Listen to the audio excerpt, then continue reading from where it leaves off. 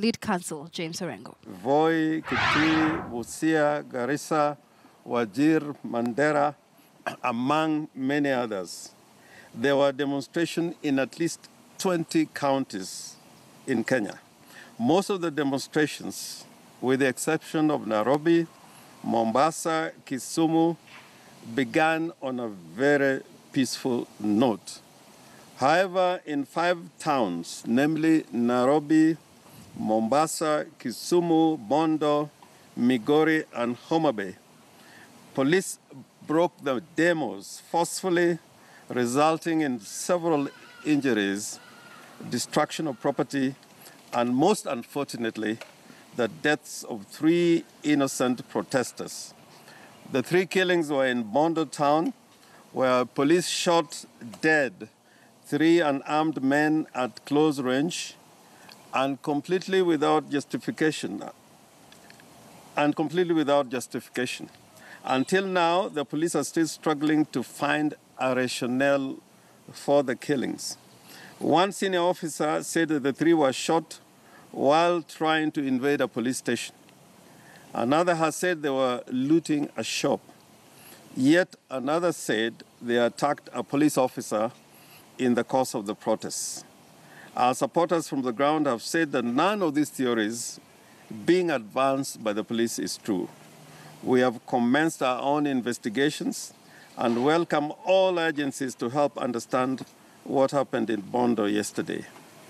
Specifically, we are appealing to the Independent Police Oversight Authority and credible human rights organizations such as Amnesty International, Human Rights Watch, the Kenya Human Rights Commission, IMLU, and indeed any other with investigating capacity to move on to Bondo quickly and get the facts on how these innocent Kenyans were killed. In Kisumu, more than 24 people were hospitalized with conditions ranging from serious gunshot wounds to extreme tear gas intoxication.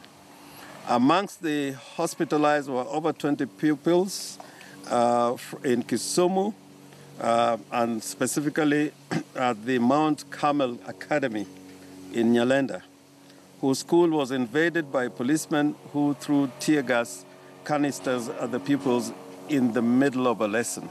And this is not the first time it is happening in Kisumu. The school was not a scene of the protests, but the police still went ahead to attack it and endanger the lives of pupils. And as I said, this is the second time police have attacked kindergarten pupils in Kisumu. In Homa Bay and Migori towns, the police opened fire on demonstrators, wounding several of the demonstrators. A number of survivors are currently in hospital.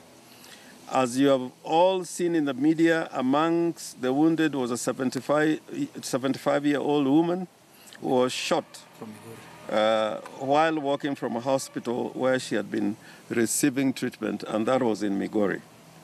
The above highlights from Bondo, Kisumu, Migori, and Homa Bay capture a worrying trend of the police using disproportionate force on demonstrators, particularly in Luo Nyanza. By sheer numbers alone, it is clear the police are using a different standard in responding to demonstrators in Nyanza and other areas we consider to be strongholds of NASA, the NASA coalition. In addition to killings and maiming, the police also engage in a systematic plot of looting and destruction of property. Our supporters have reported that in Kisumu, over the past 2 weeks, there are usually flanks of civilians who operate behind the police, whose sole work is to destroy or loot shops. We are yet to establish this claim. But those who have been following the news know that amongst these people or suspects who are arrested are various informal organizations, including, like we have seen in Nairobi, the so-called the business community. which if you are following the demonstrations in Nairobi, wherever this community appeared, that is the so-called Nairobi business community, they were not stopped by the police. In fact, the police was with them walking in line. And even when they closed Moi Avenue, the police never did anything to stop them. And these are the persons we are saying, they're civilians who are operating behind the police, whose sole work is to destroy or loot shops. And this claim has yet to be established. We are also following the news, which is to the effect that amongst the suspects arrested for looting the Tumaini supermarket 2 weeks ago were several people who are not known to be residents of Kisumu. Could these be policemen operating undercover, we ask? Are they pro-state mercenaries? Again, we ask. These questions have gained currency in light of the photo taken by a journalist showing one policeman in the demos yesterday armed with a panga in addition to his regular firearm. Now the police are not known to arm themselves with pangas. We have also learned of growing police intimidation against our organizers and even the media. In Kisumu yesterday, the police tried to block the media access to their operation zone. We have been informed that a senior GSU officer from the county commander's office threatened a Star newspaper journalist who was following the protest along other reporters. In Vihiga County, officers commanding 2 police stations have given direct warnings to 3 NASA activists that they would face unspecified consequences for leading demonstrations. Similar warnings have been given to our organizers in Machakos, Eldoret, Maralal, Isiolo, and Narok. Our observation of the situation is that the illegal ban announced by Matiang'i last week is already being piloted throughout the country. The state appears to have unveiled a policy of profiling supporters of NASA and other protesters. This policy is being executed by the Interior Cabinet Secretary, Fred Matiang'i, and the Inspector General of Police, Mr. Joseph Boynet. Boynet, in his role as Inspector General of National Police Service, and Matiang'i as Cabinet Secretary for Interior, have authorized the use of excessive and lethal force in attacks against NASA supporters. They have also authorized the use of militia and killer gangs to kill NASA supporters. And this, we repeat, the so-called Nairobi business community is part and parcel of this gang, which is operating as a militia. We have seen police officers armed with daggers and guns.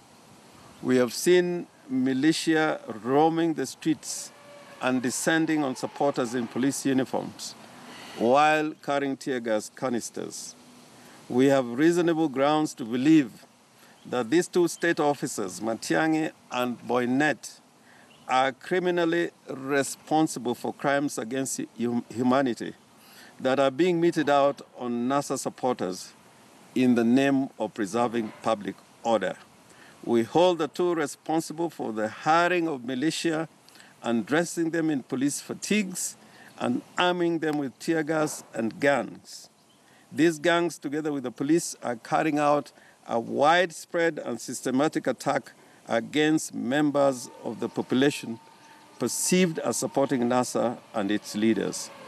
The target is primarily against the following communities: the Luo, the Lohia, the Somali, the Kamba, the Agusi, the Maasai, the Mijikenda, and other coastal communities. These police officers and supporters and support militia have expressed authority to murder, rape, and commit other forms of inhumane acts with state protection and pay. They are also allowed to loot and destroy properties, while Matiang'i and Boynet ensure that the police do not intervene to stop the attacks or to punish those who carry them out. In Luo Nyanza in particular, there is clear policy of ethnic targeting being implemented with brute force. There is determination to turn Luoland into the Biafra or Kosovo of Kenya. The sole purpose of these actions is to help Uhuru Kenyatta and Jubilee keep power at all costs. We warn that this country will pay heavily for these policies if they are not stopped now. Our protests continue from Monday and will go on every day. If the brutality against our people continues, we will not sit back and see our people being butchered. We will take actions that will ensure the self-defense of our people against a marauding state. And we want Uhuru Kenyatta to be aware that he's steadily driving the country towards the end of Kenya as we know it. He and his officers must be prepared to shoulder the consequences. End of statement. And I want to add, and I got a copy of the International Crimes Act here. The International Crimes Act is part of the law of Kenya. The International Crimes Act is a replication, or if not an adoption, of the Rome Statute. I've got a copy of the Rome Statute, and if you want to see what it says in the laws of Kenya, look at the International Crimes Act. What the Inspector General and Matiang'i is doing